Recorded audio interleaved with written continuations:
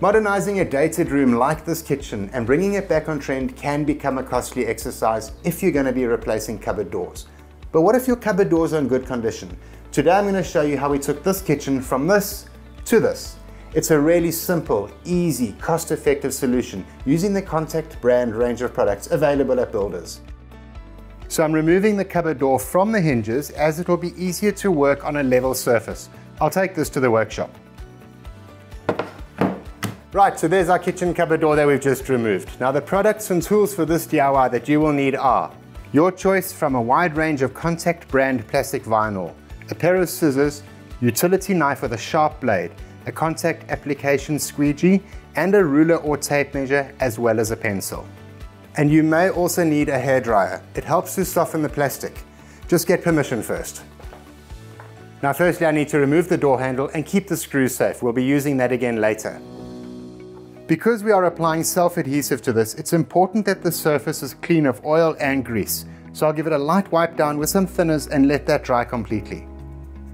These rolls of Con-Tact adhesive are 450mm wide and available in a 5-meter roll, which I've unrolled print side down and placed the door on top. Now this door is 500mm wide, which means we're going to have a join, and I'm not keen on having a large piece with a narrow strip. I'd rather join them in the middle, so I'm going to measure 250mm across on the edge and make a light pencil mark before joining those with a pencil line.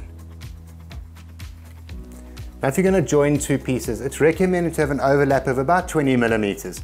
Now how I worked out what size to cut was to take the 250mm, half width of the door, add on 20mm for the thickness of the door, and then I want a 50mm piece to stick on the reverse side. That's 320mm plus the 20mm for the overlap. So I will cut this at 340mm. Now the same for the height of the door, but here we don't have a join. The height is 805mm plus 70mm per side for the edging as well as the back. That's 945mm. I can now cut this with the scissors.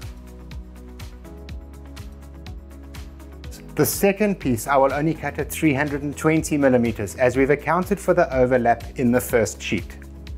Now the backing of these sheets does have a lovely grid pattern printed on the back. That certainly helps with marking and cutting those straight lines. So we've got our two sheets cut to size. Now this is where a second set of hands comes in place. Start by peeling back the waxy backing sheet and tuck it underneath. Carefully line up the edge of the sheet with the pencil line, ensuring you leave the 70mm overlaps. Now comes the important part. Work slowly. Gently use the squeegee to smoothen the Con-Tact into place. You don't need to press super hard as you may actually stretch the laminate. Just a gentle push is enough. Working my way from the middle to the sides. If you do get any creases or bubbles, gently lift the Con-Tact and try and smoothen the bubbles out, or you can simply prick them with a pin and squeeze the air out.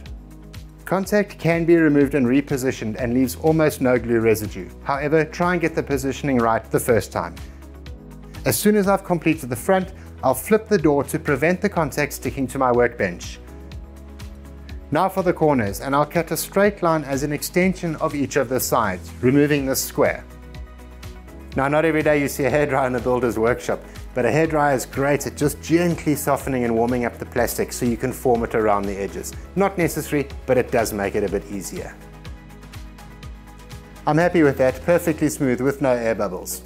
Now you would have noticed that we covered over the hinge holes. We just need to take the utility knife and gently cut out those holes for when we reinstall the door. Time now for the second sheet, and I must be honest here, often it is quite difficult to line up your patterns exactly. Just do the best you can. Now I'm going to make a light pencil mark 20mm inwards on the first sheet. This is to line up the second sheet that gives us the approximate 20mm overlap. As with the first sheet, peel back the backing, line up your sheet, and using the squeegee, slowly and gently work it smooth, ensuring you got the bubbles and the creases out. There we are, all done, and you know what, you can hardly see that join that I was talking about earlier. All that's left now is to put that door handle back on. For that, I'm just going to locate the holes and open them up slightly with the utility knife before putting the screws back in.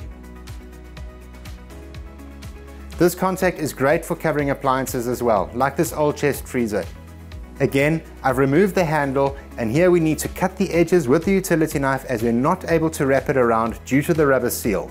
Just remember though, work slowly and get rid of those air bubbles and creases from the beginning. It's a lot easier doing it now than it is doing it later. Now look at the difference. We've really transformed these cupboards from that plain white to something with a bit of character, given them a new lease on life. And most importantly, it really wasn't difficult. Now remember, all the products we've used today are available at Builders, either in-store or online at builders.co.za. For more videos like this, check out the blog on the website. Get to Builders, get it done.